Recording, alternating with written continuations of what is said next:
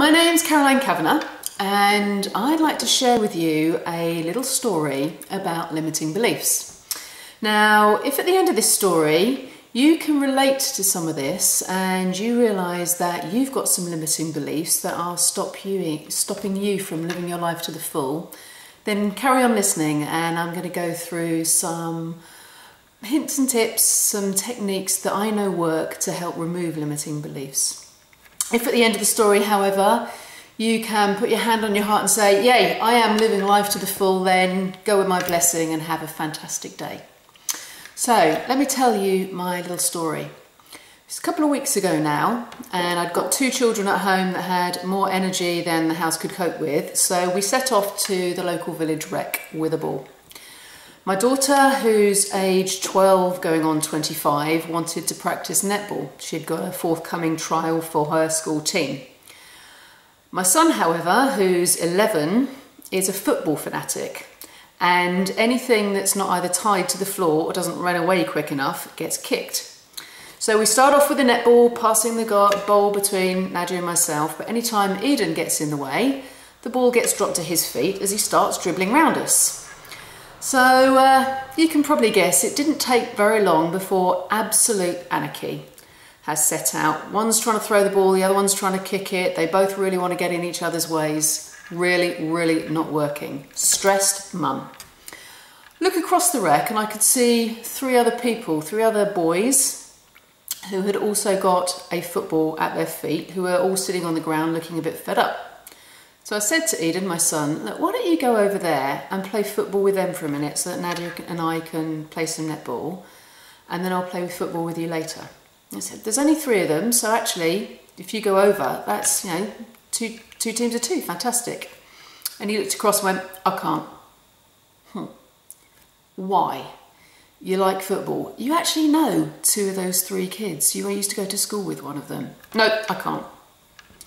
And no matter what I said, how I appealed, what logic I threw at him, and how much I knew deep down he really wanted to go and play football, he wouldn't. He had a limiting belief, and that limiting belief was stopping him doing something that deep down he really wanted to do. So, end of the story. I won't tell you how it ended because it didn't end well. His limiting belief stopped him, our game was ruined, and we ended up with three fairly fed up people back in the house. Not good for anyone. Can you relate to that? Is there anything that you've ever really wanted to do, but you stopped yourself because of a limiting belief? So if yes is the answer, carry on listening in. So, what are beliefs? What are they all about? A belief is very much there as a reference to guiding our behaviour. We have, if you imagine a little hierarchy of beliefs, on the bottom tier we have what we call societal beliefs. These are things that pretty much throughout any society are acceptable beliefs. So an example, in most societies, an acceptable belief would be it's wrong to kill, it's wrong to commit murder. Next layer up, we have ethical beliefs. These are things that are around particular cultures or religions. Going up another level, we have group beliefs. So these were things perhaps around a particular charity or something like the guides. They have particular beliefs that are relevant to that organisation. And then sitting right up at the top are our individual beliefs. Now, beliefs are created in one of two ways. Largely, they're created by programming. So if you can cast your mind back all that way to when you were a youngster, there were certain things that you had reinforced time and time again. If you perhaps pinched something, you stole something, you were told that's wrong. You went to school, you may have taken something that was someone else's, you're told that's wrong. So a lot of our beliefs come from constant programming of telling either that's the right thing to do or that's the wrong thing to do. And anything that's repeated often enough becomes established as a belief. And those are the sort of things that create our societal beliefs, our ethical beliefs, and in many ways the group beliefs as well, because it creates a code of conduct that works for everybody. The other way that beliefs are created are through experiences. Now, you may have a particular good experience or a particularly bad experience, but any experience that has a really high emotion attached to it creates what I call a big experience. It creates a file in the database that's in your mind that has like important stamped all over it. And whenever you're checking internally to see if this behaviour is a good behaviour or not, if it finds one of these important files, then it will take a lot of notice on it. So any experience, being it particularly good or particularly bad, will contribute significantly to a belief. Now, I'm not going to mix words anymore. We have this term phrase, limiting belief, but what it really is a belief, is a fear. It's that sugar coating for the four-letter word that a lot of people don't like to repeat. And a funny old thing, it starts with an F as well. Fear. So let's go back to Eden and his limiting belief. What was his fear? When it came down to it, his fear was that of rejection. It was the fear that if he went over to those groups of boys and said, "Oh, can I join in your game?" and they said no, he'd feel rejected, he'd feel embarrassed, and he'd have to come back. And now our automatic response of the body to fear is to set up a series of chemical reactions that prepare the body to either run away or fight. In his case, there wasn't anything to run away from or fight. It was just an idea. There's nothing you can do to an idea. So what his body reaction was to do was to make it really difficult for him to run that risk of being exposed to the fear, to be exposed to the risk. Now let me give you a little analogy that may help put this in a more context. If you have central heating in your house, you'll probably have a thermostat somewhere. That thermostat is constantly monitoring the temperature of the room. If it gets too cold, the thermostat recognises that and it shoots off a message to the boiler to say, turn the radiators on, heat the room up. And so that's what happens. Carries on monitoring. At some point, there's enough heat in the room. It's made to its normal temperature. The thermostat picks that up and goes, "Okay, boiler, we're okay now." Off you go.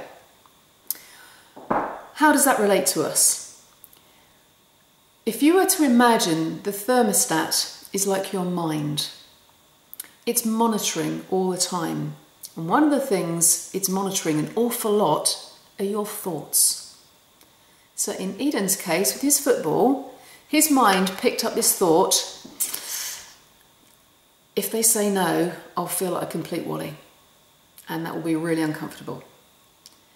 And so that thought creates a response. He doesn't have a boiler to turn on, but what he does is he has a body. And the body reaction to fear is to set up a series of chemical reactions. It gives you the things that you might recognise, like butterflies in the tummy, sweaty palms, a real sense of uneasiness. And those chemical reactions are there for a very good reason. If you have something to run away or fight that's causing you danger. He didn't have that. But his body was put in a sense of such unease that it was too difficult for him to actually say, nah, I can go and do this because the risk is too small.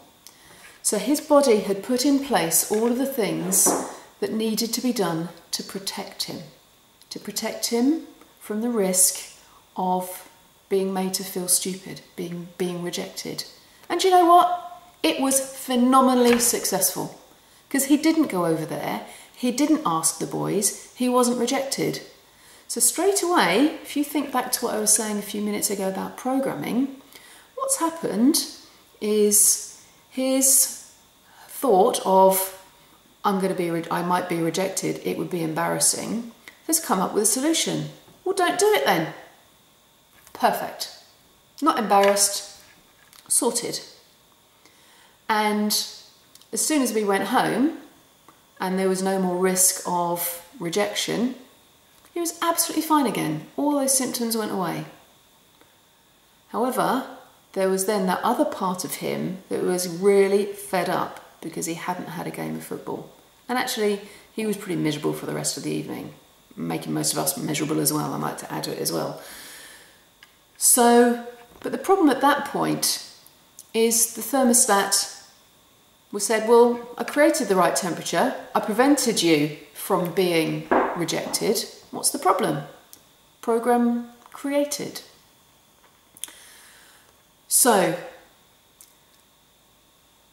if we now think about, or you were to now think about, how does this relate to you? You may not be worrying about kicking a football, but you may now be thinking, yeah, there's lots of things that I want to do that I've not done because I said I can't, I won't be able to. All of those thoughts that you're hearing in your own mind is causing a reaction in your body. That reaction in your body is setting up a program. That program is then leading to a behaviour, and that behaviour is designed to prevent you from putting yourself at risk. So the first thing to really start to think about is, what are you scared of? And that is the real crux of starting to understand and changing your limiting beliefs. What is the fear that's underpinning your limiting belief? The reason that you're saying I can't, the reason that you're saying I won't.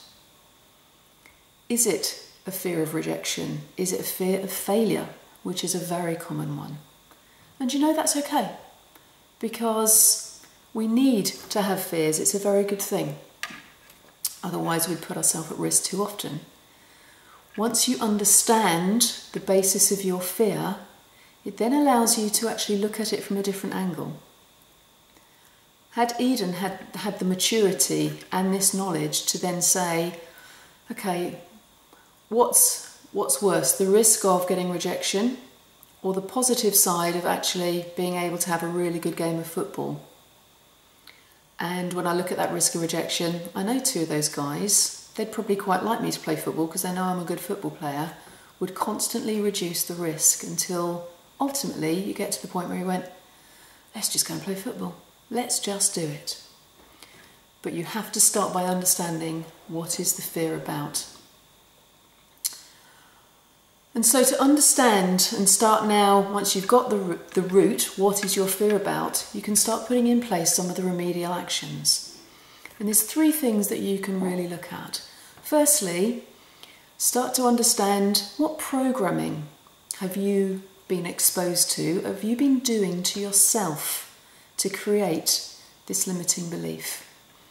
Have you been constantly told by someone else, you can't do that, you shouldn't do that?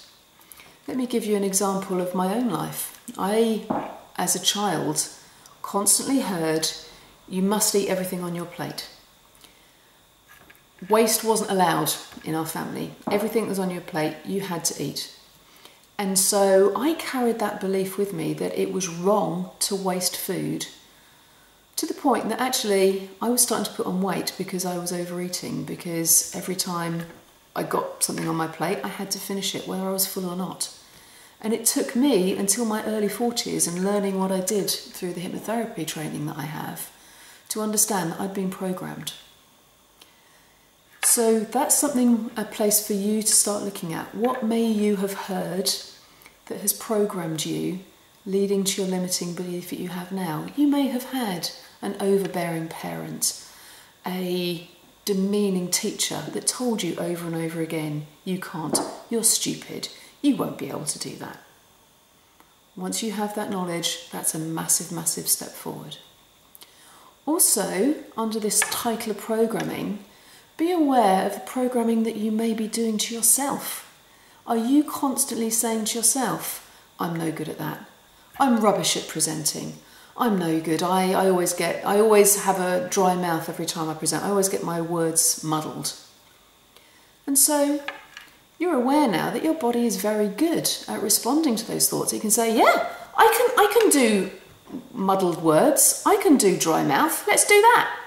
And it creates the program. And then as soon as you start thinking, I'm rubbish at presenting, it goes, oh, yeah, I know that program. We do the muddled words and we do the dry mouth. Fantastic. It works. It gets me out presenting.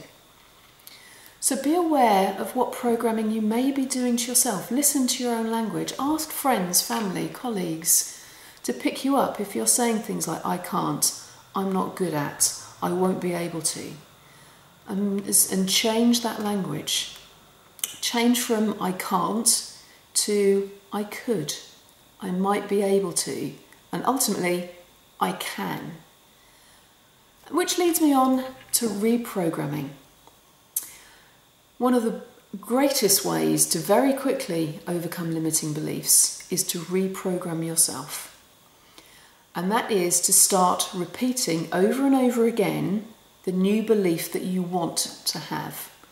So let's go back to that example of presentation skills, which are in business, maybe something that you relate to quite keenly. So if you keep saying to yourself, I am amazing at presentations. I speak clearly and I have the audience living in my hands. Try repeating that over and over again. Now, initially, it's going to feel like you're a real fraud. There's going to be that little part of you going, you're lying, it's not true. But persevere, because anything that you repeat over and over again creates a program.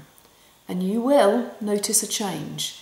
You will start to think, actually, maybe I could be good at presentations. Maybe I can speak really clearly. And you know, I can imagine that audience hanging on every word I have. That will change how you feel. It will change your limiting belief to ultimately having a belief that you can do presentation skills really well. And then the third area is all about looking for new knowledge. And one of the best ways to do that is look to see, have other people done what you're saying that you can't do, what you're being limited on. Because if other people can do it, it makes it possible. Now, again, let me give you a very personal example. I had a limiting belief about doing a parachute jump. I really, since a teenager, wanted to do a parachute jump. But my limiting belief was all around a fear of free fall. I'd had an experience of free fall on fairground rides and just hate that feeling when your tummy comes up into your mouth. Do you know what I mean? I really hated that feeling. I just thought, well, to parachute jump, you're going to have that feeling. I hate it. I won't be able to tolerate that feeling for the 30 seconds, a minute it takes before the parachute opens. And that limiting belief was enough to stop me taking up several opportunities that I had to do a parachute jump. However, then something happened that I just said, right, enough. Need to do a parachute jump now and get over this ridiculous limiting belief that is no longer serving me. So I went out to find some information out about parachute jumping. And speaking to someone who'd done numerous jumps, he said something that changed like that. When you have that sicky feeling of your tummy coming up in your mouth, it's because your body's like that. When you're doing free fall, your body's like that. And so your tummy doesn't come up into your mouth because it's just following at the same rate as the rest of your body. You don't get that horrible sicky feeling. And as soon as I learnt that, my fear of doing a parachute jump fell dramatically. Yeah, I was still a bit nervous on the day. I was about to hurl myself up 15,000 feet in the air to plummet to the ground. Few nerves, but I no longer had a limiting belief because I'd changed my knowledge on the thing that I was scared about. And the easiest way to do that is go out and find someone who's already done it.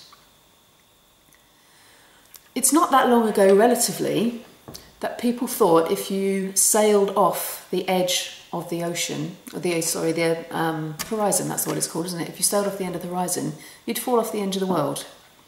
But Christopher Columbus had done a bit of research and he'd found some documents that suggested that the world may actually be around. And so he set off in a boat with the intention of sailing to India. When he came back and proved that the world was indeed a great big ball, it started to change common belief. And very quickly, the limiting belief that a lot of people had held changed. Now, you may not be wanting to change the world with your limiting belief, but you want to change your world. And as soon as you change that limiting belief by finding new information, by changing your programming, by uprooting old programs that no longer serve you, you will be able to do things that you used to believe were no longer weren't possible. when you change those limiting beliefs, you grow. I now, given the opportunity, would do a parachute jump tomorrow, because I now know that it was an amazing experience. It wasn't awful, and I've broken through that fear. I don't have that limiting belief, and I can now do a parachute jump anytime I choose to. How would it be for you if you could break through the limiting belief that's holding you back from doing you want, so you can do it any time that you choose? And I'm here to tell you, you can. So three messages I'd really like for you to take away from this.